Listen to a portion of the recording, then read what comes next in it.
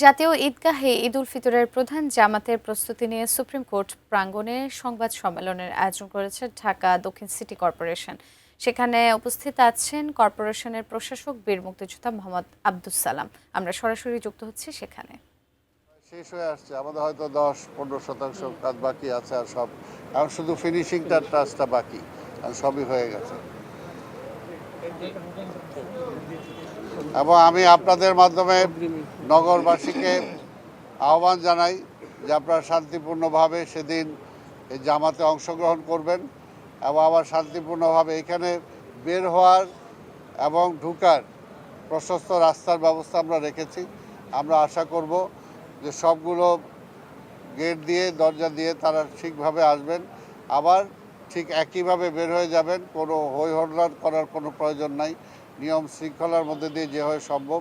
আমি আশা করব যে এবার ঈদটা যাতে আমাদের জীবনে একটা সুন্দর দিন বয়ে আনে। আমি নগরবাসীকে জানাচ্ছি অগ্রিম ঈদ মোবারক।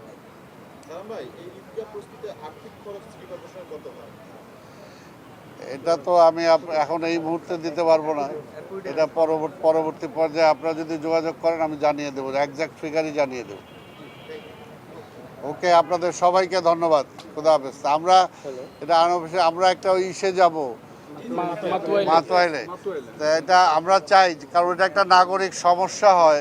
নাগরিক মানে আমাদের উপরে অনেকে ব্লেম করে যে আমরা অনেক অসন্তুষ্ট আছে, তো এটার জন্য আপনারাও একটু দেখেন এবং আমরাও সেখানে যাই, ওখানে কথাবার্তা বলি এবং আমরা সেখানে কিছু করার জন্য চেষ্টা করছি। এইটাও আপনাদের মাধ্যমে